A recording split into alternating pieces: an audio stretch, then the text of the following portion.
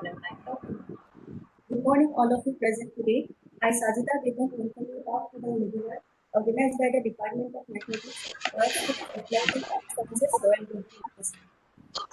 Royal Global University, situated in Guwahati, is a leading private university in the northeastern region that maintains a particular commitment to exceptional undergraduate and postgraduate instructions. With experienced faculty and world-class infrastructure and facilities, Royal Global University is one of the finest universities of the country. Today we have with us Professor Anuradha Kettikan, Dean of Royal School of Applied and Pure Sciences. I request ma'am to give an opening remark. Thank you, Sajida. Thank you, Sajida. Our Honorable Vice Chancellor Sir and Academic Chairperson Professor Buragohai Sir, Kumar Buragohai Sir will join a little later. So I just welcome all the participants to this webinar. We have already completed, I think, 788 webinars till now, and this is the last one for the month of July. And today's topic is a very interesting topic, and calculus to analyze it will be, I think, will give a lot of insights to our participants on this topic, because the calculus is, when we heard about calculus, it gives a little bit of fear psychosis among the students. What is calculus and all these things? So I think as the participants are also from different backgrounds here, I'm sure Professor Sharma, Navakanta Sharma, he will be giving a very preliminary as well as well understood deliberation. I hope all the participants here will understand what is meant by calculus and what is the transition or what is the bridge between calculus and analysis. I think that is going to be very, very important to be discussed. As well as I think as calculus is one of the most important and most beautiful subjects of I think in mathematics. With calculus you can understand any physical system around us, whether we need to understand biological system or any other physical system which is applicable to engineering or life sciences. If we need to understand what is mathematics behind it, mathematics is everywhere, anywhere. So I think calculus is most important tool to understand the behavior of any physical system. Sir, Dr. Sir will definitely agree with me in that point.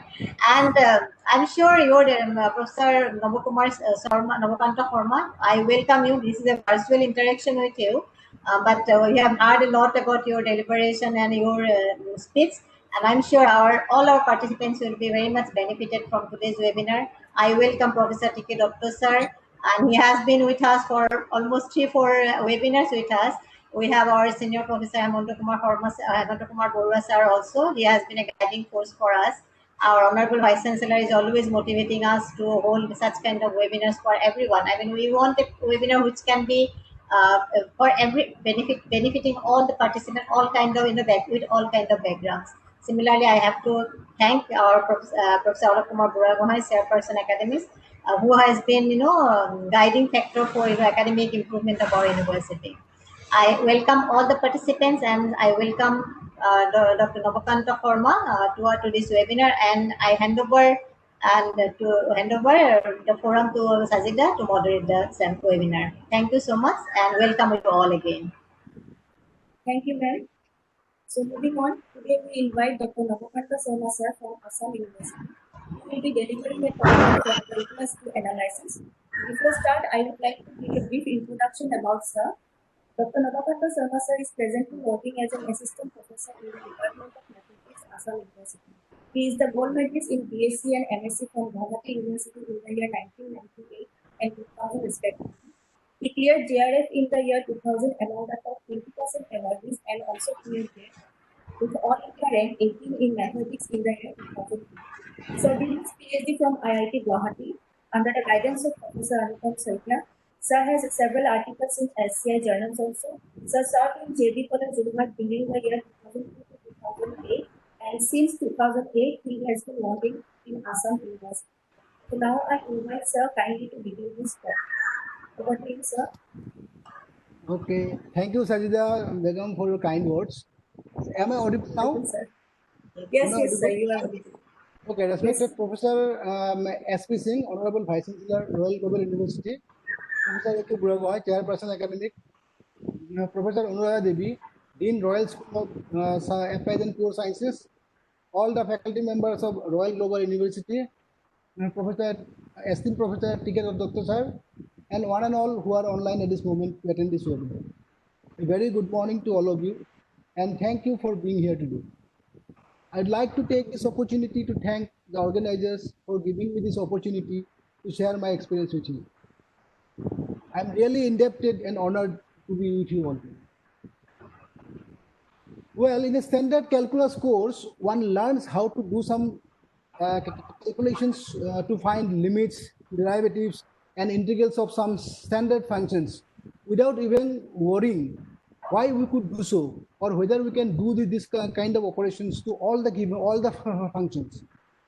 We try to answer such questions in a standard real analysis course. In this sense, I'd like to say that analysis is the theory of calculus. Students often find this transition from calculus to analysis a hard one to grasp. So this lecture will be an attempt to smoothen that process. Material I have chosen for this lecture is best suited for a beginning undergraduate student. Still, I hope there will be enough food for thought for an MSc student as well as anyone for that matter. I strongly believe that such content should be taught in the beginning of any undergraduate course to infuse interest and motivate the students in this area. So without wasting any more time, let me go through my presentation. In case you have any doubt or if you have any query, please feel free to drop it in the chat box. Towards the end, I will try to answer as many as I can. So let me share the screen so that I can begin my presentation.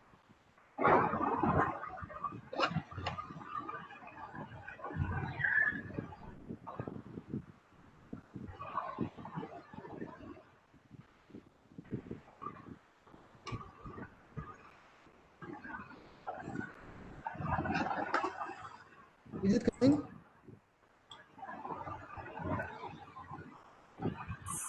Yes, yes, yes. Yes, sir. Yes, sir. It is visible, sir. Okay. So let me begin with three major problems, three simple problems in real life, which will motivate some of the students. So let's consider a person investing rupees 10,000 in a bank, which offers 10% interest, which is compounded half yearly. At the end of the year, the person is entitled to accumulate 11,025. So he is entitled to accumulate an interest of 1,025 rupees. Had the person compounded the interest quarterly instead of 6 monthly, he could have earned some more money, namely rupees. I cannot move this. The slides, sir. Some photos are coming in the slides. Can I move this? In the right corner, right top corner, the photos of ma'am is also coming. So these has blocked my screen actually. Okay, shall I? Is it okay now? But that part is still coming. Your photo has gone, but that screen is. This is from your side, I think. Okay. Now it is clear. Is it This is okay, from sir? you. Yeah, it is clear now. Okay. So the person has invested 10,000 in a bank at 10% interest, which is compounded half yearly. So what he got is 1,025 rupees extra. So had he invested the amount quarterly, he could have accumulated some more interest and would have got 11,038 rupees and 13 paisa. So instead of doing that,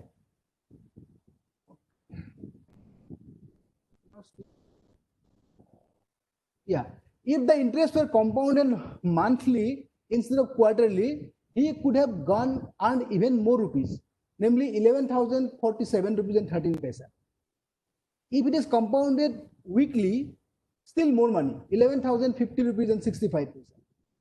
Now the question is, if the compound interest is compounded more frequently, suppose in the daily basis, every hourly basis, every minute basis, then can the person accumulate more and more wealth indefinitely by changing the intervals of his investment.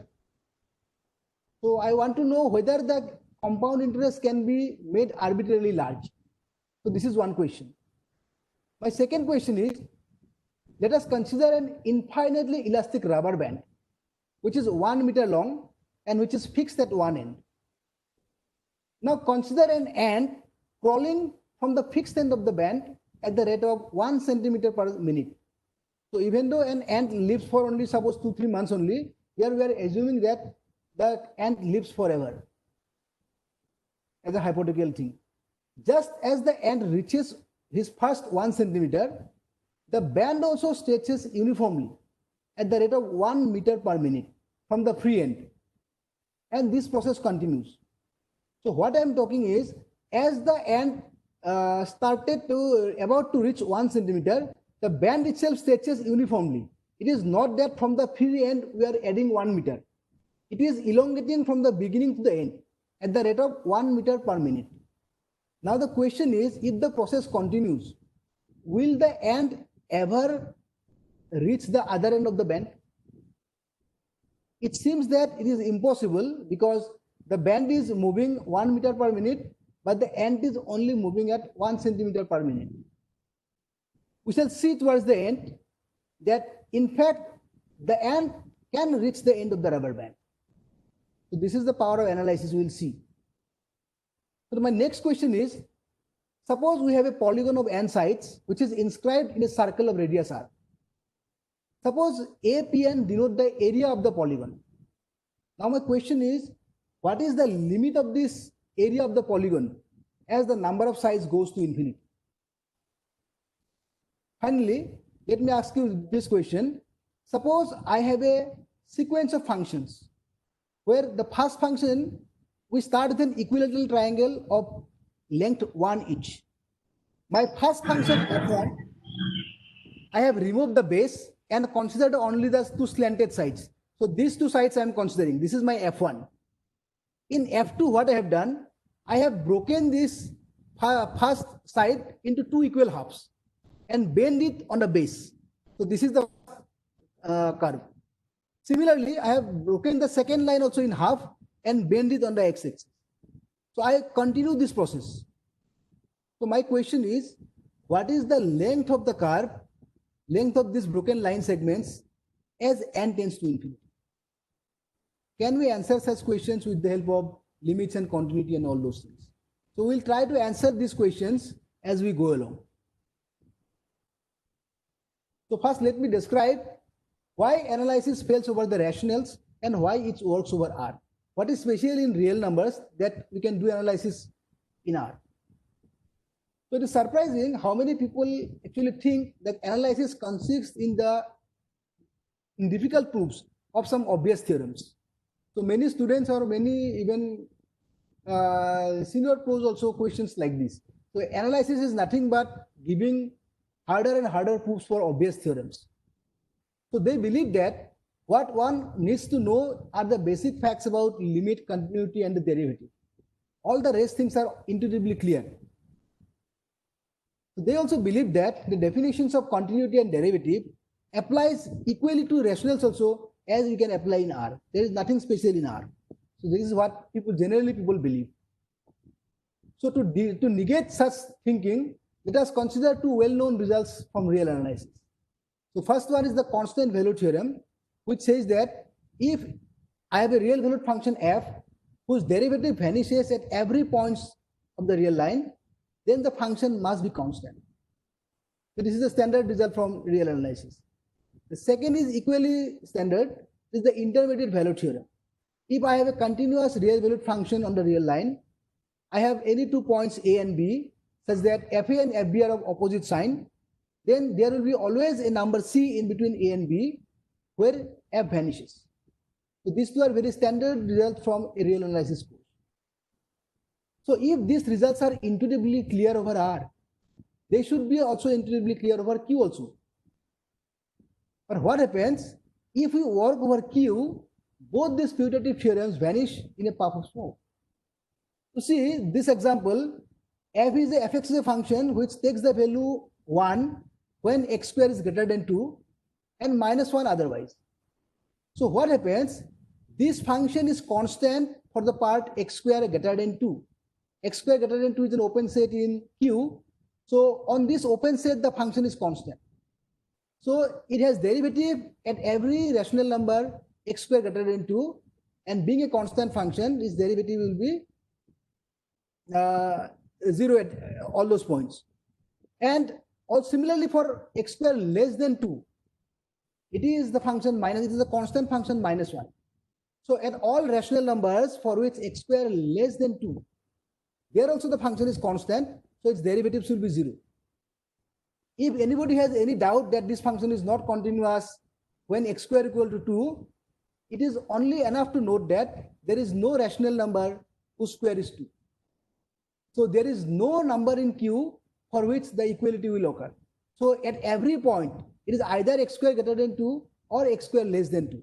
In both the open subsets, the function is constant, so its derivative is entirely 0. But we can see that there is no, this function is not actually constant, because it takes the value 1 also, it takes the value minus 1 also. So that obvious theorem in R is not true in Q. Similarly, the intermediate value property, you see, f0 is equal to, or f0 lies in the part x square less than 2, so its value is minus 1. And f2 lies in the part x square greater than 2, its value is 1. But there is no point in between 0 and 2 where the function vanishes. So intermediate value fails also in this example. So there must be something in R which is not in Q, for which these theorems are not true. So that is why any course in analysis must begin with the structure of R. Without analyzing the structure of R, we cannot do much in real analysis. So there must be something in R which makes it special over Q. Both are ordered fields. It means they both have field structure, and we can define an order relation where the usual properties of order are fulfilled. The key property of the reals, which makes everything work in R, is the order completeness axiom. What it says, that you start with any non-empty subset of the real numbers, which is bounded above, there must be a supremum in that R itself. In the earlier example, you see this set x square greater than 2 or x square less than equal to 2. This is a bounded set of rational numbers. But this infimum of the supremum of x square less than 2 is root 2. But that root 2 is not a member of our rationals.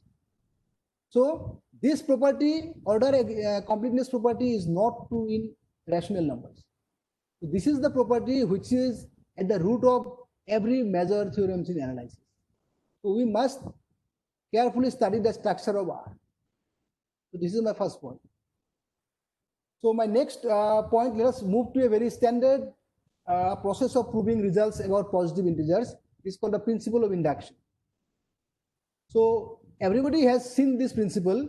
What basically it says, it is useful in proving results about positive integers. How to prove such a result?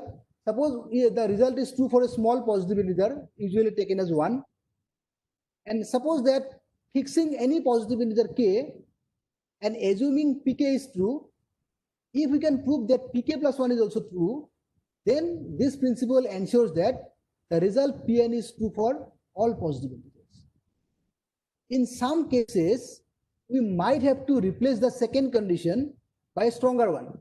We can fix any positive integer k. We can assume that p1, p2 up to pk, all of these are true.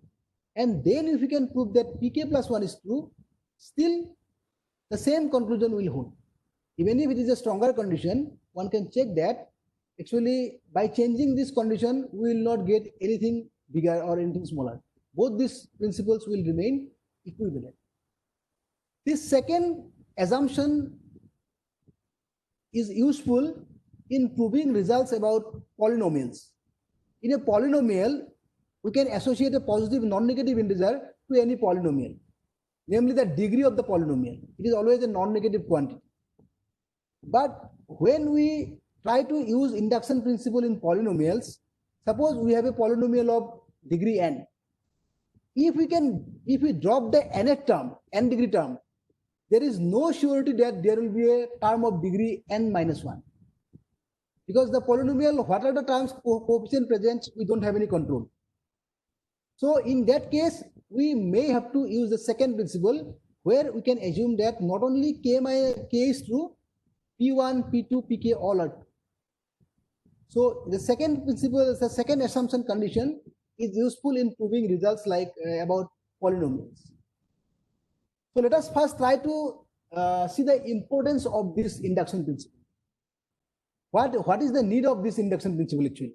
Because in school life, what I have gone through or what I have experienced, if I see a result like this, my first intuition is to put values like 1, 2, 3 and so on. Suppose it is true for 1, it is true for 2, it is true for 3, suppose it is true for 10, then I tend to write that continuing in this way, we can write that, we can show that this is true for all. But this can be a very fatal. There are examples where we can go on verifying a result n number of times. Still, it can fail after a subsequent step. So let us see an example to this regard. So let us recall the fundamental theorem of arithmetic. What it says, you give me any positive integer greater than 1, I can factor this number into a product of prime numbers, prime powers in a unique way. The uniqueness is up to order, of course. That means the order of the primes can be changed. So by primes here, I only mean positive primes. So negative numbers I am not considering as primes. So let us divide the set of positive integers into two sets. On is the set up to the first n positive integers except 1. 1 we are removing, and up to n, all the positive integers will be in On if in the prime factorization number of factors is odd. Similarly, if the number of prime factors is even, that will be in the set En. E for even, O for odd. And n because we are not considering all positive integers, we are considering positive integers up to n only. For example, up to 10, if I consider O10, all the prime numbers is a product of itself, so one prime factor only, so they will be in odd part. But 8 is 2 cube, so 2 is written 3 times, so 3 is an odd number, so it is in O10. But 4 is 2 square, there are 2 factors, 6, there are 2 factors, 2 into 6, 9 is 3 square, 10 is 2 into 5, there are 2 even factors, so it is O10. So what you can immediately see, the number of elements in O10 is 5, the number of elements is E10 is 4. Similarly, if we calculate the size of O20, it turns out to be 12. Even it turns out to be 7. Similarly, in O50, the cardinality is 28. In even integers, it is 21. So, given with these evidences, George Spoiler in 1919, he made a famous conjecture that cardinality of On will always be bigger than En. So he had actually, I have written up to 50, he had verified up to many bigger numbers. He always found that cardinality of On is bigger than En. So he made this famous conjecture in 1919. So it took around 40 years to prove Hazelgrove that this conjecture is actually not true. And it took another 20 years to for Mirono Tanaka to find the smallest counterexample. That means up to 906,150,256. Up to this integer, this conjecture is true. Whatever n you take up to this number, this will be always, On will be always bigger than this. But for this number, 906,150,257, it turns out that cardinality of En is bigger. So, verifying certain for up to a certain stage and then concluding that continuing in this way we can show this will be a very fatal step. We should never do this. That is why we require a principle like the induction principle, which can actually prove such results. So next, let us check the importance of the base step. There are two steps in your induction. First is the base step, where you have to verify the result for a small positive integer. It may be 1, it may be 2 or something like that. Then if we do not verify this, directly move to the second step, that is the inductive step, If it is true for k, it is also true for k plus 1. So let us try to verify this here. In this case, it is very obvious. If pk is true, then k is equal to k plus 1. If I add 1 to both sides, I end up with k plus 1 equal to k plus 1 plus 1. So this is exactly what the statement for n equal to k plus 1. So the second step follows immediately. But does it mean that Pn is true for all n? So it's obvious that it is not true, because you cannot find any value for which this is true. P1 is not true, P2 is not true, for not a single value it is true. So if we ignore the base step by thinking that it is a very trivial step, then we can prove impossible result. So we should never ignore the importance of this base step, however easy it is. Then this example is even more encouraging. It's a very stunning example. It impresses me very much. So what this says, again, Paula made a famous argument that all the horses in this universe have the same color. So obviously, we may laugh at this moment that this is a very false statement. How can it be true? But the way he proved the statement, it is very difficult, or very a minute observation is required to see that his argument is actually false. So he applied induction and he made a slight mistake in the inductive step. So let us visit it. So to give it a mathematical formulation, so let us write Pn for the statement for any positive integer n. If I have a set x with n horses, then all horses in the set n x are of the same color. If I can prove it for any n, then all horses will have the same color. So it is clear that P1 is true, because if I have a set with only one horse, obviously that will have the same color. Only one color it can have. So base step here is trivial. Now let us move to the inductive step. So let me fix any positive integer k and assume that pk is true. That means if I have a set with k horses, then all the horses in the set x will have the same color. I want to prove that pk plus 1 is true. That means if I am given any set with k plus 1 horses, then all these horses will have the same color. So given the set x, I can immediately form two subsets. One by removing the final horse, and another by removing the first horse. So in the A, I have formed a set where the last horse is missing. In the set B, the first horse is missing. Now, if you note carefully, I can apply induction principle to both A and B, because both have k number of horses. So all the horses in the set A have the same color. Similarly, all the horses in the set B also have the same color. But at this stage, we do not know whether the horses in A and B, they have the same color or not. It may happen that horses in A all they have green color and B all of them red color. It may still be true.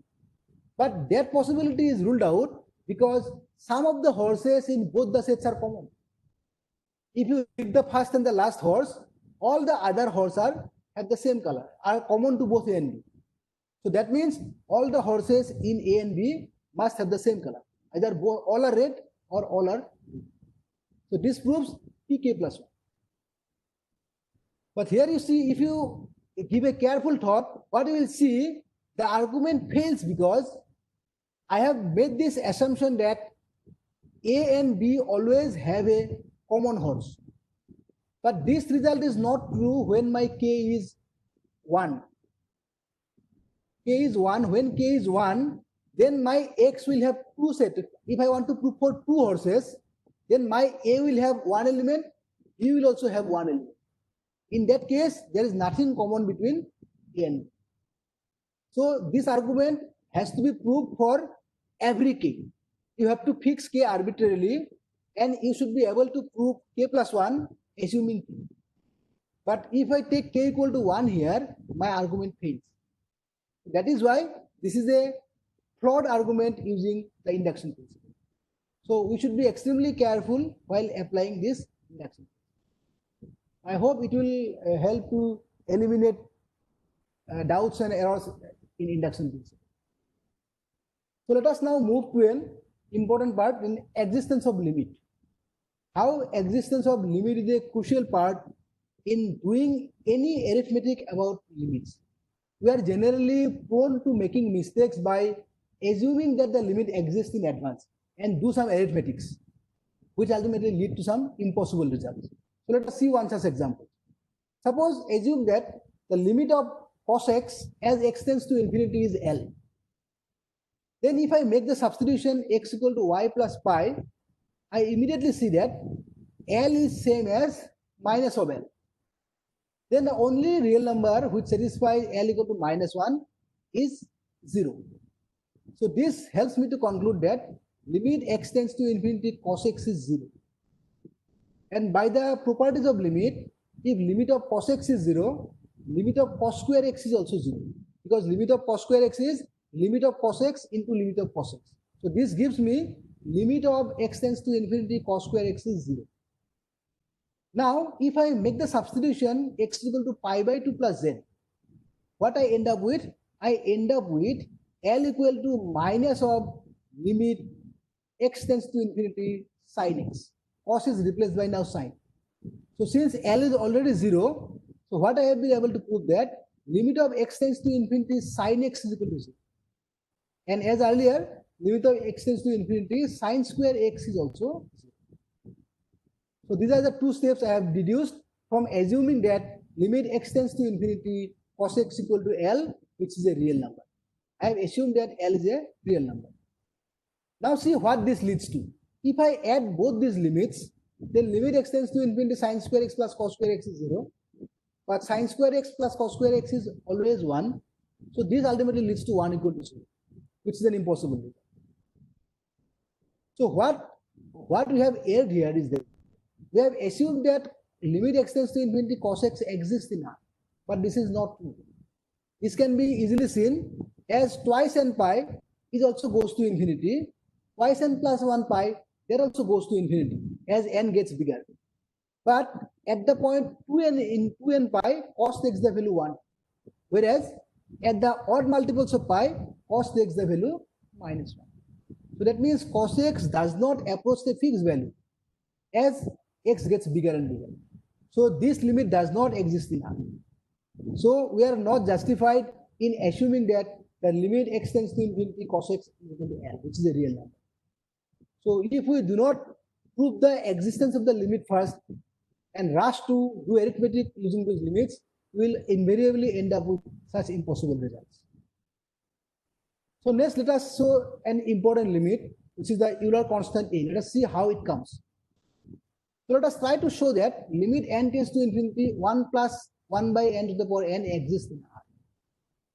So what one basically notes, we assume the nth term to be an, then expand the result by binomial theorem, and then with slight manipulation, we arrived at the nth term is 1 by factorial k, 1 minus 1 by n, 1 minus 2 by n, up to 1 minus k minus 1 by. Now, if we look at the n plus 1th term, if we replace n by n plus 1 here, we'll get 1 by here, I will be 1 to, it should be k actually, I have written I, k equal to 1 to n plus 1 will become, this will be k, this will be n plus 1, this will be n plus 1, this will be n plus 1. So there will be one more term in the n plus 1th term, and every term by this inequality, since n plus 1 is bigger than n, so I by n is less than 1 by I minus 1. So every term in the n plus 1th term is bigger. In addition, there is one more term in the n plus 1th term. So the conclusion is that an is always less than n plus 1. So that means this is an increasing sequence. Every term gets bigger and bigger. Let's observe that 2 to the power k is always less than k factorial when k is greater than equal to 2. So I should have put here, I think, equality sign also. Because factorial 2, it's factorial 2 is 4, factorial 2 is 2, and 2 to the power 2 is 4. Have I made any mistake here? For 2 cube it is bigger. 2 cube is 8, factorial 3 is 6. 2 to the power 4 is 16, factorial 4 is 24. So it should be actually 4. For k greater than equal to 4, this inequality is 2. And similarly, this inequality is always 2. because n minus 1, here I have written everything as n. So if I multiply n k times, this will be bigger. So with these two, what I can see is that if I expand an like this, all these terms will be less than 1. These fractions, these are all less than 1 because of this inequality. And by this inequality, I can replace 1 by factorial n by 1 by 2 to the power n. And by putting a less than sign, I can take this series up to infinity. So if I sum using geometric series formula, I get 1 plus 2 equal to 3. So my aim was to just emphasize that the sequence an is bounded above also. So I have a sequence that is bounded above and which is also increasing. So hence, this sequence must converge in R. Since the limit of a convergence sequence is unique in R, so this unique number is denoted by E and is called the Euler's constant after Leonardo Euler. Its value is approximately 2.712. So why I did this limit? To answer my first question. I will use this information to answer my first question that I posed in the beginning. So what my conclusion from here is that limit of 1 plus 1 upon n to the power n is E, which is approximately equal to 2 plus 2.71828, which is an irrational number. So let us try to see how I can answer the first question. So we can recall the formula for the compound interest. For the accumulated principal, the formula is A equal to P times 1 plus R by N and to the power 2. So we have seen this formula maybe in our school. Here P is the original principal invested, is the annual rate of interest, N is the compounding frequency, whether we are compounding monthly, yearly, half yearly, or whatever it is, and T is the total term of investment in years. So then the compound interest will grow according to this formula. Now see, my question was, can I accumulate indefinitely bigger and bigger value of A? That means, can I make this limit infinite? Can I make this A? Can I make A approach to infinity as n gets bigger and bigger? Frequency of compounding gets bigger and bigger. Can I make it approach infinity? The answer is no, as we expect. If I take the limit of this A, then what I found is that this R by N I can write as 1 upon N by R. Then I can adjust this index NT by N by R into RT. Then by properties of limit, this whole limit will be raised to the power RT. And just now we have seen that this limit is E. So the result comes out to be P to the power RT. So whatever bigger n you take, the limit of this approaches a fixed quantity. It is P e to the power RT. The term of investment is fixed in the beginning. Rate of interest is fixed in the beginning. The principal invested is fixed in the beginning. So we cannot make this quantity limit bigger than this.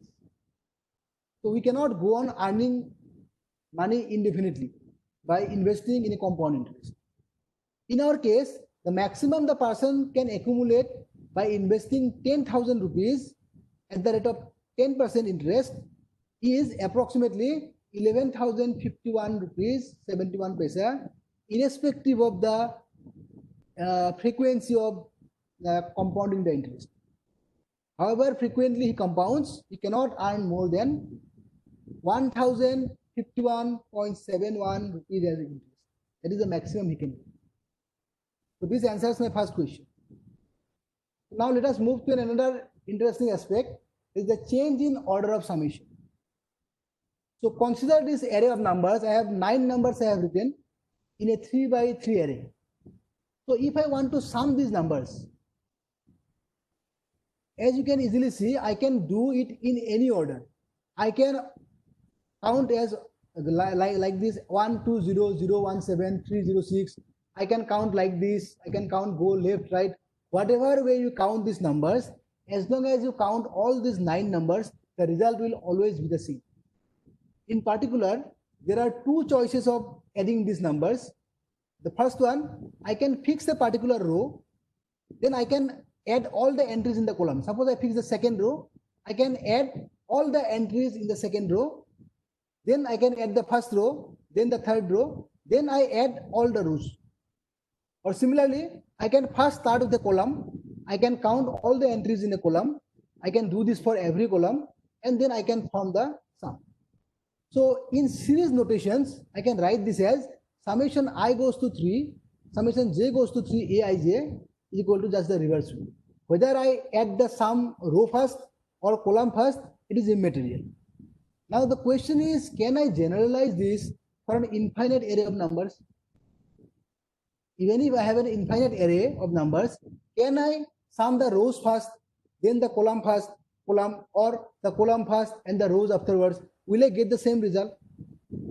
The answer is, I do not always get the same result. For example, you see, I have an infinite array where the first row consists of 1 at the beginning and 0 elsewhere. The second row, I have started with -1 and 1 and all others are 0. The third row, first 0 and the earlier second row is pushed towards the right by 1. The second row is starting from the second column. In the third one, the second row is coming from the third column and so on. So here, if I add the row first row will give me a 1, single 1 at the top. Second row will give me 0, -1 and +1 cancels. Third row also gives me 0. Fourth also gives me 0. Everything will give me 0. So except in the first row, all others are 0. So the total sum is 1. Total sum is 1 if I add the rows first. Now see what happens in the column. The first column gives me 0. 1, 1, 1, -1. Second column also gives me 0. Third column also gives me 0. So every column will give me 0.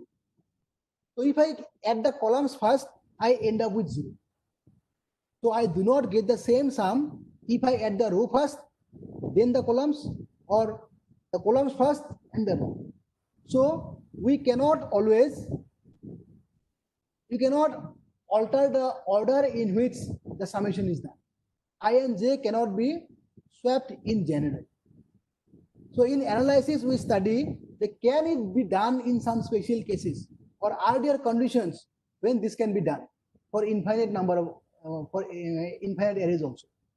So one such condition we will get is that if the sum of the series converges absolutely, after taking modulus of the individual members, if I sum, if it converges as a real number, then the order of summation can be reversed without affecting the sum. But if this series does not converge, then they may not be the same. So it is always important to note when we can change the order of the summation. So next aspect will be the rearrangement of series. So many beautiful and funny things occur if we try to rearrange series without knowing when we can do so and when we cannot. So let us visit some examples. So first let us consider the series S equal 1 plus half plus 1 by 4 and so on. So this will be known as the harmonic series, a very popular series, and we will come back to this series later also. So let us see, if I multiply this sum by 2, I have assumed that the sum of the series is S. If I multiply this series by sum by 2, both sides, I get twice S equal to 2 plus 1 plus half and so on. That means the series is repeated from the first term. So this is 2 plus S. So if I simplify, I get S equal to. So this seems to be doing well. It is also confirmed by this is a geometric series, as you can see. If I can find the sum by the geometric series formula, I end up with 2. So it seems that multiplying by 2 here and then rearranging the terms, I have not done anything wrong. I end up getting the same answer 2, which I expected. But let us try to do the same thing with this series. 1 plus 2 plus 4 plus 8 and so on. If I do the same trick here, if I multiply by 2 again, I get twice as here. Here I get 2, 4, 8 and so on. That means the same series with the first term missing. That means S minus 1. Now if I simplify this, I end up with S equal to minus 1. But this is nothing more than absurd, because this is a series whose sum is getting bigger and bigger after every term. So it can never be add up to minus 1. So the same trick which worked earlier is not working now. And if you are thinking that this is because this series is not convergent, I cannot do this. So let us see this example. So in your 10 plus 2 standard, we have seen that this logarithmic series, this series converges for -1 to 1, 1 inclusive. For -1, it is not convergent, log 0 is infinite. So we can make the series converge for x equal to 1. If I put x equal to 1 here, what I get is 1 minus half plus 1 by 3 minus 1 by 4. This is log of natural logarithm of 2. So this is a convergent series whose sum is log of 2. If I rearrange it, suppose I write this as all the terms I write as plus, and then subtracted all the terms which are negative here. Half, 1 by 4, 1 by 6. I have subtracted 2 times so that I get the same one. Now this is my same, this is the harmonic series, and this is after multiplying 2, I get the same series. So if I subtract the same series from same, I should get 0. So what I ended up with, log 2 is 0.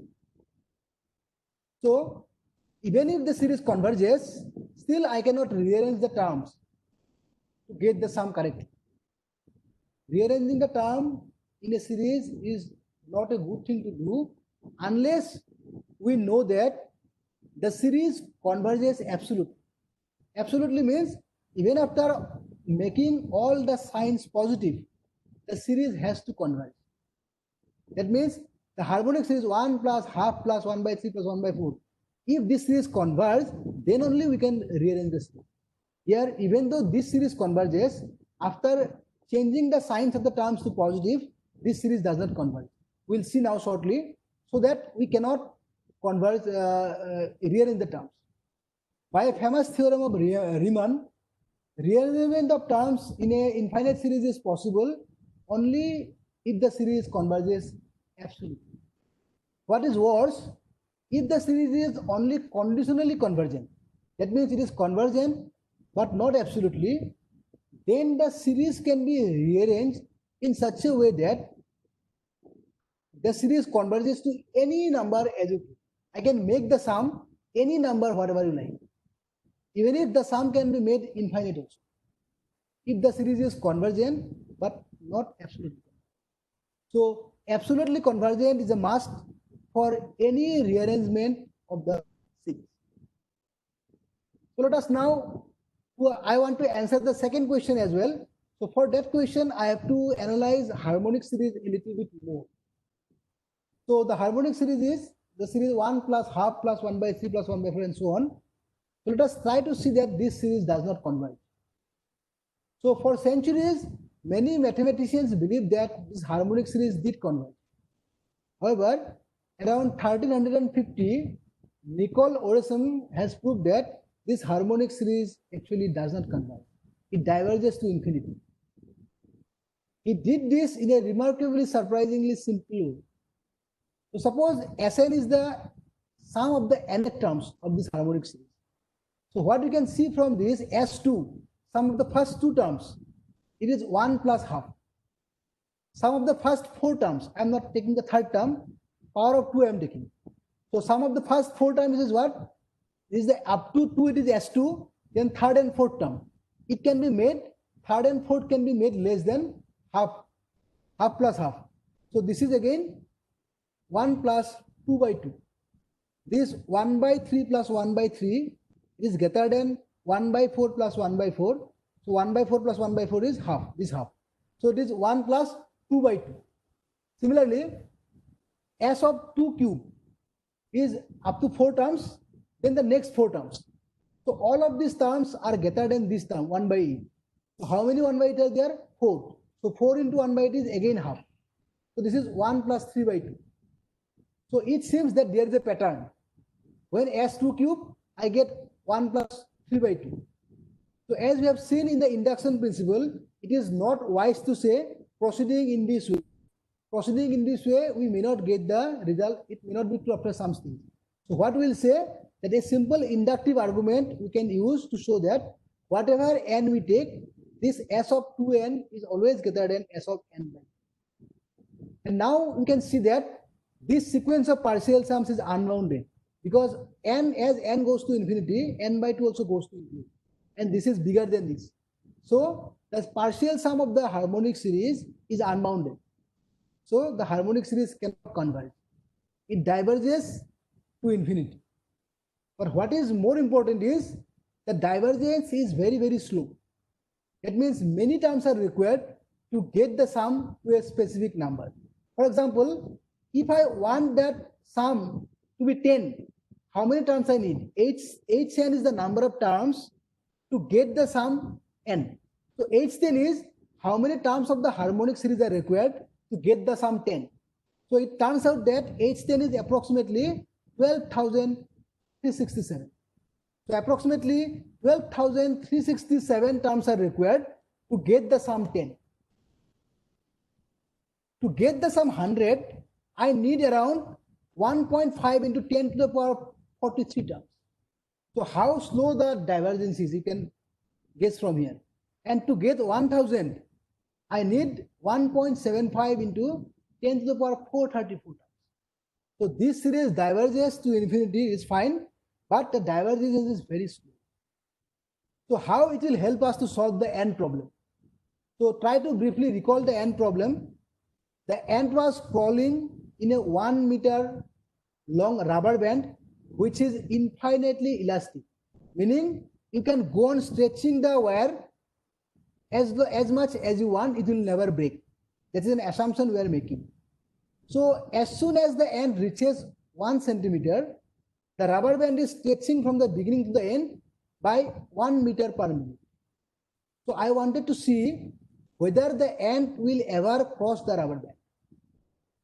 So to see this, let an be the distance traveled by the ant along the band in the first n minutes. So a1 is the distance traveled in the first minute, which is 1 centimeter. In a2, and suppose ln is the length of the band just before the nth stretching. That means L1 is the length of the band at the end of the first stretching. So what is L1? L1 is 1 meter. Similarly, L2 is at the just before the second stretching. So it has become 2 meter long. Just before third stretching, it has become 3 meter long. So ln will be obviously what? N into 100 in terms of centimeter. 100 into n centimeter at the end of just before nth stretching. So let us now find the A1, A2s. So as I told, A1 is obviously 1. Now let us try to calculate our A2. A2 is the distance traveled at the end of the second minute. So by the first minute, the ant has reached 1 centimeter. And at the same time, the band has become 1 meter long. So the ant also moves along the band. 1 centimeter, again it has moved. And this third one is coming in the second minute. The ant is again covering 1 centimeter. So 3 centimeter the ant has moved by the end of the second minute. To calculate A3, when the wire band was 200 centimeter long, it has traveled 3 centimeter. Now the stretching is uniform. That means everywhere the amount of stretching is same. So when the length of the wire band is 300 centimeter, then how much it will move? It will move 3 by 200 into 300. Then this plus 1 is coming because in the third minute, the ant has already crossed 1 centimeter. So total, it has moved 11 by 2 centimeter. Similarly, in the fourth minute, it will be 11 by 2 by 300 into 400. In the fourth minute, it has gone 1, so it is 25 by 3. So if Sn be the fraction of the distance covered by the ant after the first n minute, so An was the total distance, Ln is the total length, so Sn is the fraction of the distance traveled. So it is obviously An by Ln. And we want that this Sn should be greater than 1. For the ant to reach the other end, the fraction must be 1. So what happens? What is S1? S1 is A1 by L1, it is 1 by 100. This S2 is what? A2 by L2, it is 3 by 200. It is, I can write as 1 by 100. This 3 by 2 I can write as 1 plus 3 by 2. This S3 is 11 by 6 into 11 by 2 into 11 by 2 into 300, that means 11 by 600, that is 1 by 100. I can write 11 by 6 as 1 plus half plus 1 by 3. Similarly, S4 is 1 by 100, 1 plus this 25 by 12, I can write as 1 by 1 plus half plus 1 by 3 plus 1 by 4. So it is an obvious pattern is emerging. So a simple induction argument will in fact prove that Sn is exactly this. So now I want to make this Sn greater than 1. Once the fraction of the distance tables become more than 1, the end will reach the other end. So my aim is that, can I make this quantity within bracket, the nth partial sum, can I make this bigger than 100? Just noted, we have noted that H100, the number of terms I need to make this bigger than 100 is 1.5 into 10 to the power 43. So it turns out that the ant will eventually reach the other end of the rubber band approximately after 10 to the power 37. Because the ant can only reach the other end when this quantity for some n becomes greater than 1. That means this quantity has to be more than 100. But to make this quantity 100, how many terms, how many n's are needed? 1.5 into 10 to the power 40. So if we convert minute into hour into day and years, it turns out that this quantity, this Sn will be greater than 1 when the number of year is 10 to the power 37. So that is why I mentioned in the beginning, practically it might not sound very meaningful. I have assumed the ant will have to live forever. It has to be an immortal ant. 10 to the power 37 is a long time. It is even more than the age of the universe. But theoretically, if you ask, can the ant cross? Yes, it can cross. So mathematically, you can show that this is practically possible. So let us now go towards uniform convergence. So consider a sequence of functions fn, where fnx is x to the power n. Fnx is x to the power n for all x belongs to 0, 1 and greater than 1. So you can easily see that being a polynomial function, each fn is continuous, but the limit function is what? Fx is equal to 1 when x is equal to 1. So you see, when x is equal to 1, all the terms of the sequence fnx are 1 only. 1 to the 1, 1 square, 1 cube, 1 4, all are 1. So obviously the fnx will converge to 1. But if x is any real number less than 1, then x to the power n will be a proper fraction, and as n goes to infinity, this proper fraction will go to 0. So the limit function is f, which is 1 at x is equal to 1, and 0 for entire range 0 to 1 excluding 1. So obviously this function is not continuous at all. So even if the individual sequence are continuous, the limit function is not continuous. Similarly, the interchange of limit, there are two variables in the sequence n and x. I cannot interchange the variables. You see, in the first case, if I take the limit n first, fixing an x is less than 1. Suppose I fix x to be half, then half to the power n. As n varies, since it's a proper fraction, it goes to 0. Now, as I take the limit, as n x tends to minus 1, I get 0.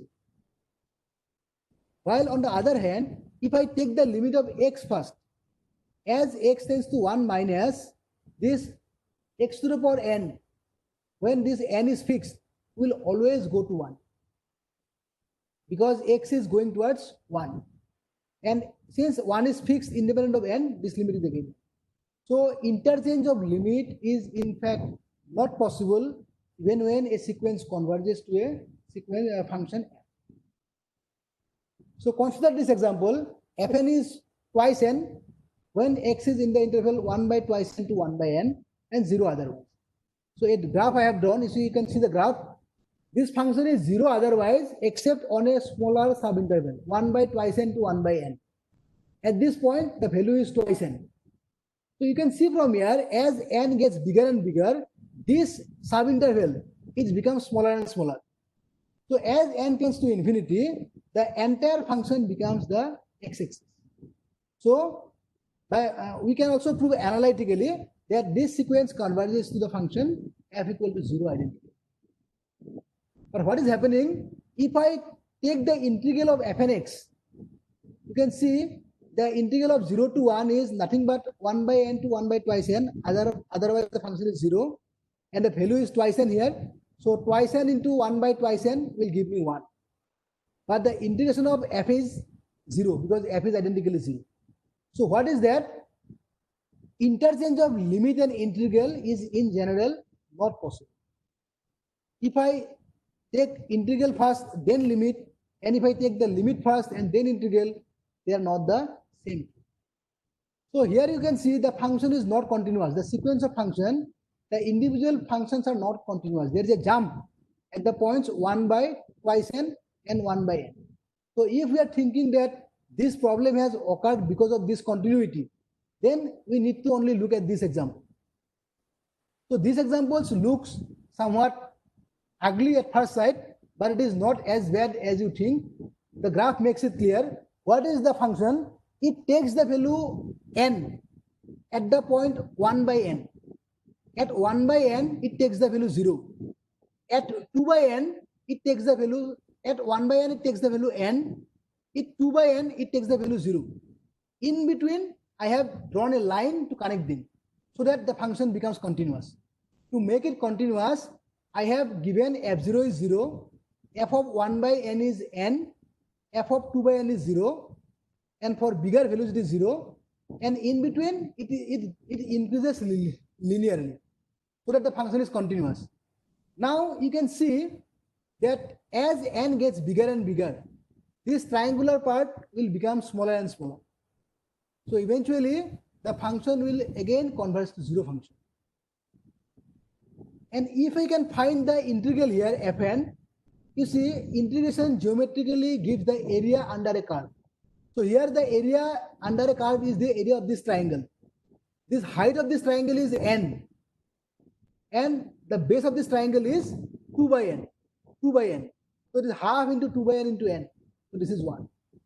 So the integral of all the functions are 1. So this limit is also 1. But since the limit is 0, the integral of f is 0. So still here integral and limit cannot be interchanged. So the summary of all this thing is that point of convergence is not enough to interchange the limit and integral and so on. Even I have this example, it is a sequence of continuous functions, but the sequence is not even bounded. In case of real numbers, what we have seen, any convergent sequence of numbers is bounded. But in a sequence of function, if it is a pointwise convergence, the sequence is not even bounded, because at 1 by n, the function is taking the value n. So as n goes bigger and bigger, the function value takes bigger and bigger value. So let us now revisit this limit. Limit e to the power ex minus 1 by x. So this we have in 10 plus 2 standard, we have done this limit. At first, the first way of line of attack is to use L'Hospital rule. In L'Hospital rule, what we can do, if I can take derivative of both sides, so what is L'Hospital rule? That limit of fx by gx can be written as limit of f dash x by g dash x under certain conditions. So here all these three conditions we can check are easily satisfied. So this, if I apply L'Hospital rule, I get e to the power x by 1. So as limit goes to 0, x to the power x tends to 0, e to the power x tends to 1. So this limit is 1 by L'Hospital rule. But there's a problem with this argument is that while in L'Hospital rule we have used the fact that derivative of e to the power x is e to the power x. But while proving derivative of e to the power x is equal to e to the power x, I have to use this limit again. So it is not advisable to use L'Hospital rule to find such limit, because that limit we use L'Hospital rule to take the derivative itself. We have to use that limit again. So it is like a circular reasoning. So it is better to avoid such use of L'Hospital rule. So the other obvious way to try is that we know the series expansion of e to the power x. So I expand the series, then cancel 1, then I get this 1 plus x by 2, then I put x equal to 0 everywhere, I get 1. So the same answer we are getting. So what I have used here is that the limit of the sum is same as the sum of the limit. First I have the sum, then I have taken limit. On the right hand side, I have taken limit first, then added. I got the same result. Now, can I do this every time for all functions? So this will be negated by this example. So consider the series x square plus 1 by x square by 1 plus x square whole square, and so on.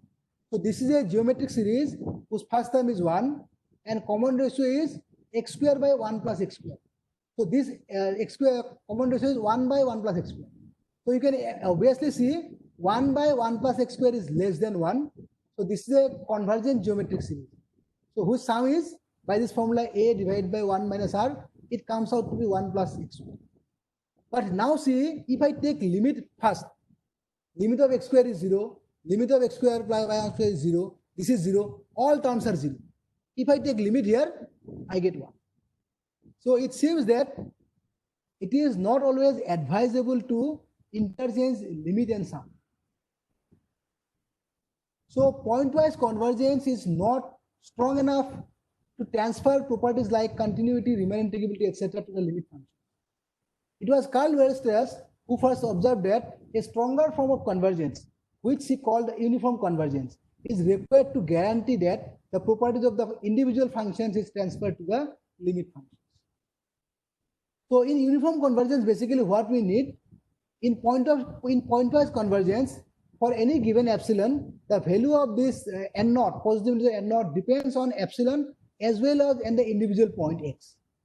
But if we can remove this dependency of epsilon on x, if we can find one single epsilon n naught which works for every x, then we say that such convergence is uniform.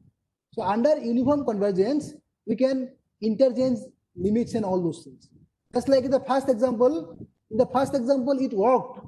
It worked because this series 1 plus x by factorial to x square factorial, this converges uniformly throughout R.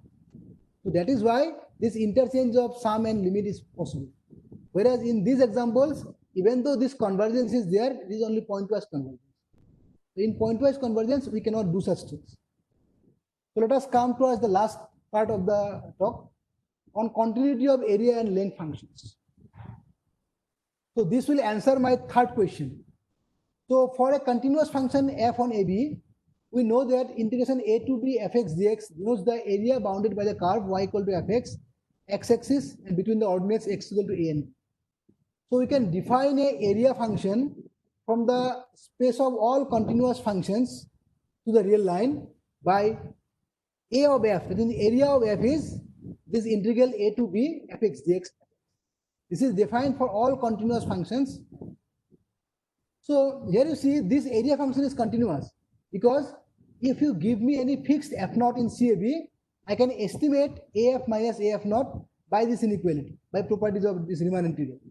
So by making this f minus f naught norm small, I can make this af minus af naught arbitrarily small.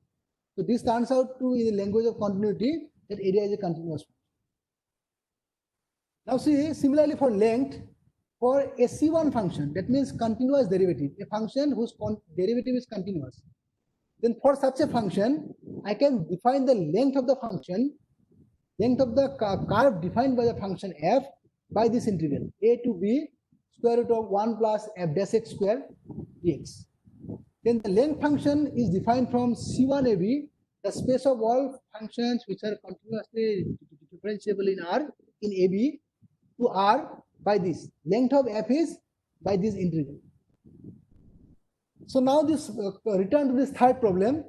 We have a polygon of n sides which is inscribed in a circle of radius r.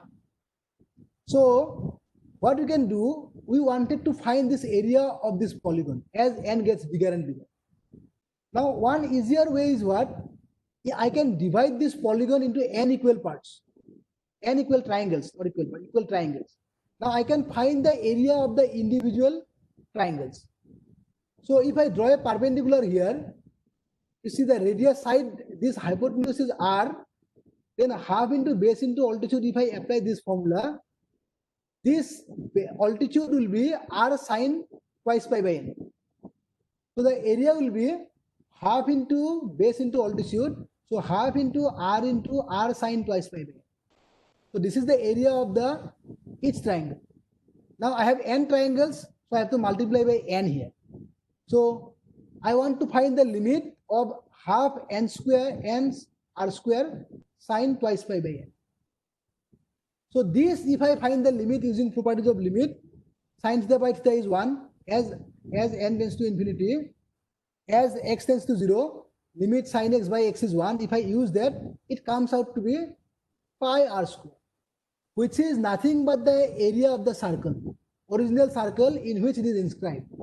This is nothing surprising, because you see these polygons, if my sequence of polygons, if my Pn is Fn, if Fn is the sequence of polygons, as n gets bigger and bigger, we can see that these polygons will converge uniformly to the circle.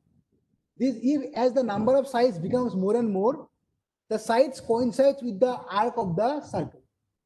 So obviously, as n tends to infinity, this sequence of polygons converges to the circle. And since area is a continuous function, area of the polygons will converge to area of the circle. So that is why, without actually evaluating those area of the triangles, using uniform convergence and continuity of the area function, you can directly find the area of the limit of this area. But can we do the same thing for length? That is the question. So suppose my length question was, I have a sequence of functions where the first function f1 is like this. I have taken an equilateral triangle of side 1 each. So my f1 is this slanted sides. I have removed the base part and the remaining part is my f1. So what is the length of f1? This side is 1, this side is 1, the total length is 2. 1 plus 1 is 2. In the second step, what I have done, the original figure, I have divided this slanted side into two parts and folded it back on the x-axis. Similarly, I have divided this length into two equal parts and I have folded it on the x-axis. So it looks like this. So the area remains what? This is half, this is half, this is half. So 4 into half. So again it is 2. In the third step, I repeat this process. Again, I divide into two parts, fold on the x-axis. I get 8 parts now. Its length is 1 by 4. So 8 into 1 by 4, again 2. So length of the sequence of functions remains 2. At the nth stage, each line segment length is 1 by 2 to the power n minus 1. And there are 2 to the power n such line segments. Therefore, length of the zigzag curve is, so I have a sequence Fn. The curves represented by these sequences have lengths 2 for all n. So the limit is also n. The limit is also 2, because every curve has length 2. As n tends to infinity, its limit is 2.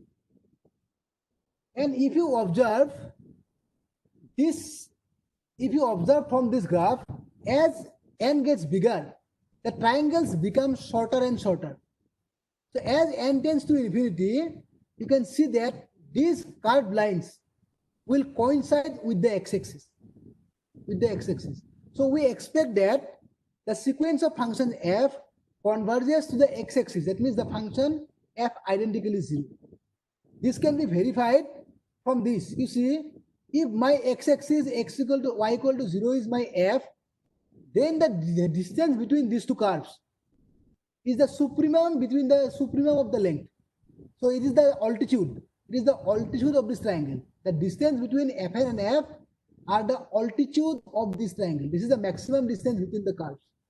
And you can see that this altitude I can easily find. Because this is an equilateral triangle, the angle is pi by 3, and this length of the sides we know. So I can see that the distance between Fn and f is 1 by 2 to the power n, that is the length of the side at the nth stage, and sine pi by 3. So this is root 3 by 2n. And you can see that there is no dependence of the point here. It only depends on n. So this curve converges uniformly to the function f, which is the x-axis. Now you see the length of the x-axis. The original curve was where? The original curve was length is 1. And whatever is happening in the same base, we are not enlarging the base. So the length of the base is 1. So I have a sequence of functions whose lengths are 2. And it converges to a function f whose length is 1. So what the conclusion is?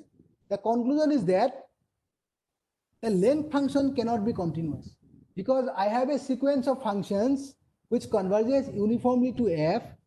The length of the individual functions are 2, so its limit is 2, but the length of the limit function is not equal to 2, it is 1. So the upshot of all this is that length is not a continuous. So this is an application of the uniform convergence of. So with this, I'd like to stop here. These are some of the books I have consulted to prepare these slides. So these are very standard texts, and the third, fourth, and fifth, these 3 texts are anybody from any branch of science can read. These are not meant for mathematicians. These are mathematics explained in the language of every people. So every people can read this book. They will definitely get the taste of mathematics by reading such books. In the last slide, I have included some standard texts in analysis. So anybody who teaches a course in analysis, or any students who like to go through an analysis, they can read these books. They will immediately benefit from it. So first book is by S. Abbott, Understanding Analysis. Second is the Bartley and Sebert, a very famous book. Third is also Elementary Analysis by Ross. These first and third books are not very common, but I strongly recommend these books for any beginning undergraduate. And the fourth one is the Rudin's book, is a very, very standard one, but this is not a very readable book by the students. If an instructor handles this book in a class, then this is definitely a very good book. And this book is required to judge yourself, where you stand. How much of this book you stand, from this you can judge where you stand as a student of analysis. And finally, examples and exercises are very integral parts of learning any subject, more so in analysis. So in this book, by counter examples by Bernstein, there are many examples and counter examples are there, which will help to strengthen the understanding. So with this, I would like to stop my lecturing. I'd be happy to answer some queries if I can take. I hope I have not taken much time. Sir, thank you so much, sir. Thank you so much, sir. It was quite an interesting topic, and you have explained wonderfully. And the examples are truly very nice. So we'll get back to you, sir, for the queries. We have Professor S.P. Singh, sir, Honorable Vice Chancellor of Royal Global University. Okay, thank you, sir. Good to have you. Welcome, sir. Yeah. So may I stop sharing now? Yes, Yes, you you can can, stop you can, there. sir. Actually, all the participants are requesting for your presentation to be delivered to them. Is it okay? Yeah, Can you share your?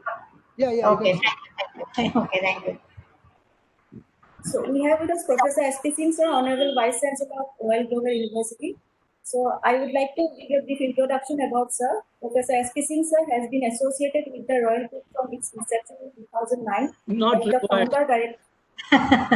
No, sir, required. Yeah. Professor S.P. Singh, sir, has been Leave it, associated. leave it. Okay, sir. I would like to invite sir to speak a few lines. Sir. I can't speak anything with respect to mathematics, calculus and its analysis is not even French and Russian, German, I know, but this is not my cup of tea. But I would just add on that whatever Dr. Dambo Kant Sharma ji has actually deliberated today, it was very interesting. though from without mathematics ground, I was engrossed in the very seamless presentation. Seamless, there was no connectivity issue today. I don't know, for the first time, if you are there in Silchar. Silchar was always a troublesome place for me from all the webinars we have done, but this was without any disturbance. So I think the mathematics people are also very conscious about network connectivity and bandwidth, and they are also precision oriented. So I think mathematics may not be my cup of tea, but then precision is my cup of tea, sincerity is my cup of tea, and maybe if calculus can help us to make people more sincere, and calculus and analytics and analysis of calculus make your life more sincere, and you can enjoy more with your sincerity and discipline and way of life, I would be very happy to read this subject again. So I would say only that this calculus and analysis and whatever I am is matching, but the knowledge of subject is not there in between. So that's it. I think I was very, very impressed by your presentation, and it was a very nice, clear deliberation, and you have actually explained everything so in such a simple and precise manner. I can say only this much about this topic. Thank you all. Thank you, sir. Great to hear from this. Great to hear this. Thank you, sir. Thank you, sir. Thank you for joining. So we come back to Dr. Namakanta Soma, sir. So we have a few questions. The first question is, why many undergraduate students get real analysis very hard to study and how to overcome it? Can you repeat this question? Yes, sir. Why many undergraduate students get real analysis very hard to study and how to overcome it? Okay. So how I would like to answer this question is very see, up to 12th standard, mathematics is all about numbers, positive integers or real numbers like that. As soon as we go to an undergraduate course, the abstract mathematics starts. So what I would like to say in this regard is that, first of all, the instructors should be able to motivate the students. So in the first few classes, without going to epsilon, delta and hardcore mathematics, the instructor should be able to motivate the students with some real life examples. Why this subject is important, what we are going to end up with this. Is there anything necessary to study analysis? So the instructor has a big role to ease out that phase from going from numbers to abstract mathematics. And at the same time, he should be encouraged to read some books like what I have given. There are some standard books where not much mathematics background is required. Anybody can read. If I in the first class, if I tell the students that you go to the book by Rudin, that is a very good book. I think that is not a very good advice. Because Rudin's books, unless it is not properly taught by an instructor, it is not a good book. So the instructor has a significant role in that. So that is what. Yeah. Okay, sir. Thank you, sir. So the next question is, why basically in pure mathematics we investigate an infinite dimensional spaces whereas such spaces does not exist? Many? Why basically in pure mathematics we investigate on infinite dimensional spaces whereas such spaces does not exist? Okay. So see, that is why what I would like to answer this question. So mathematics is not all about practical applications. There is another separate branch for applied mathematics where we apply the theories learned in pure mathematics in applied mathematics. But mathematics is also taught pure from aesthetical background, from aesthetical viewpoint. So there is good number of subjects where mathematics will be applied. There is mathematics is also read from purely fun point of view or from the enjoyment point of view. I say I can ask Professor Dr. Sir also can give some insight in this. So I'd be very eager to learn from you. Yeah, that's right. Sir, Dr. Sir and Borua Sir also can give some thought on this issue. Yes, I would like to say something. Yeah. Hello. Am I audible? Yes, sir. Yes, sir. Very nice. Actually, I found the talk very interesting, the examples very interesting. But then I have one particular point to ask. While the speaker talked about, uh, I mean, it's a conditionally convergent series, and I mean something like, say, by a kind of appropriate rearrangement of terms, a conditionally convergent series can be made. Now, there are 5 clauses actually, if I remember well. Number one is that it can be made to converge to any real number, Yeah. or it can reverse to any Is say it? Yeah. infinity, it can be Yeah. reverse to minus infinity. Yeah. And fourth is it can oscillate infinitely. And I Yeah. think, if I remember well, the fifth one is it can oscillate Yes. All possibilities are there. All possibilities. Yeah. infinitely. Yeah. So that point, that point actually, I think, could be explained a bit in a better way, because it is a conditionally convergent series that people actually fail to understand. Because this theorem is by Riemann, and then I mean, in every book that I have come across, it is written that this particular theorem is not of practical importance. It is simply mentioned like that. I don't know why they did it. Would you like to light on it? It is why it is not of practical importance. No, because the books say that it is not of much practical importance. But then rearrangement of terms is a very important thing. I understand. And of course, when we are talking about a series, we are talking about a series means the number of terms will obviously be finite. It is not a finite kind of thing. Yeah. What I so feel what I would like to say in this regard is that if it is not important, then anybody can rearrange these terms as he pleases and get those impossible no, no, terms no, like 2 equal to 0. no, no, no, no, no, no. My question is the reverse. I find that this is very important as a theorem, at least theoretically. But then in each and every book that I have come across, it is mentioned that this theorem is not of practical importance. So why do they say like that? I find it important. It is not important. So at this moment, I'm not very sure about In this. my So I definitely like to go through it, and if I find some answer, I'll definitely get it. Back to you. Yes. But I have not Dr. seen Sir, such. Dr. Sir can throw some light, sir. Okay. That's thank you very much. First of all, Dr. Novo Sharma, he is a very brilliant student, and as well as what I have understood today, as a teacher also, he is very brilliant. He now how to give a very technical talk in a very interesting way, with lot of example and very simple explanation, and so that all the participants can enjoy and can understand. And definitely by way of talking, by way of suppose delivering your lecture, and everybody will be attracted towards mathematics, and nobody will say that mathematics is a tough subject. Everybody will say that it's really very easy subject. And That's a now great I want to compliment to add hear. some say points.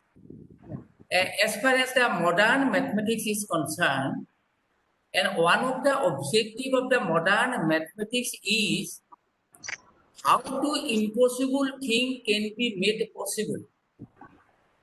And the modern mathematics also says that every problem has a solution and every problem is useful to the mankind. For example, suppose, and originally we understood that rectangular matrix, suppose it does not have an inverse. We cannot find its determinant. And nowadays gamma ring, gamma algebra concepts come up. And with the help of the gamma algebra, we can study rectangular matrices and we can find the determinant and inverse of the rectangular matrices. And another important thing is that in classical analysis, classical algebra, we learned that every polynomial of degree n has at most n roots. But as far as gamma algebra is concerned, a polynomial of degree n may have more than n roots. And then, now as far as the modern method is concerned, actually there is no question of divergence, because you are stick to the only Euclidean metric. If you go to the suppose discrete metric, or some other sort of metric in the metric space, or suppose in functional analysis, every divergent sequence or every divergent series also can be made a conversion. For example, suppose if we consider suppose two particular points, say A and B, two distinct points A and B, and suppose the distance between from A to B equal to suppose 1 centimeter, and then you magnifying this distance and magnifying, the distance 1 will go to up to infinity. And if you diminish this distance again, then it will come to the 1. Therefore, the concept of infinity also can be recognized just 1 only. Because you know that there is a homeomorphism between the closed interval 0 and the whole the extended real number. And these way, I think there are many suppose things are restricted in the real number with the Euclidean metric. And now the modern mathematics goes outside the Euclidean metric, and therefore many impossible things can be possible. And that is quite interesting as far as 21st century mathematics is concerned. Anyway, thank you very much. Oh, thank you. Thank you, Yeah, sir. thank Thank you, you, sir. sir. It's a great compliment to hear from you. Exactly. I have completed my master's at Guwahati University, and I have followed your class with the most enthusiastic way. And it's a good platform for me to say that you are the one teacher whom I have followed till now in my academic career. That's a very good thing. Great pleasure Sir. to say this. So I have tried to follow you the way you taught in the class. Thank you very much. Thank you. Thank you, sir. Sasika, now I think you can. Other questions are there? Is there any more questions? Yes, ma'am. One more question is there. Yeah. Okay. Is it possible to introduce some preliminary part of calculus at school level? Okay, that area length, I think some the ideas of areas length, it is already there. Areas of triangles or length, Yes, how to find yes. the line segment lengths. Those geometrical part is actually there, but the analytic Yes. part cannot be introduced in the school. But I think geometric part is already there. Areas of triangles, rectangles, and all those things. Thank you so much, sir. So with this, we have come to the conclusion of the session. So my sincere thanks goes to Dr. Nabakanta Sarma sir for delivering such a beautiful talk. I thank Honorable Vice Chancellor Professor S.P. Singh sir for his encouragement and support. I thank Professor A.K. Buragohai sir for motivating us. I thank Professor Anuradha Devi ma'am for her guidance and constant support.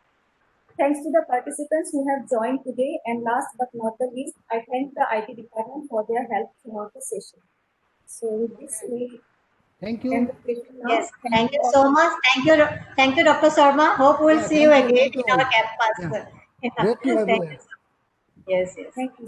Definitely. We'll Thank you. close Thank now. you, everyone. Thank you so much. Thank you, sir. Thank you, sir. Thank you, sir. Thank you, everyone. Thank you very much. Thank you all.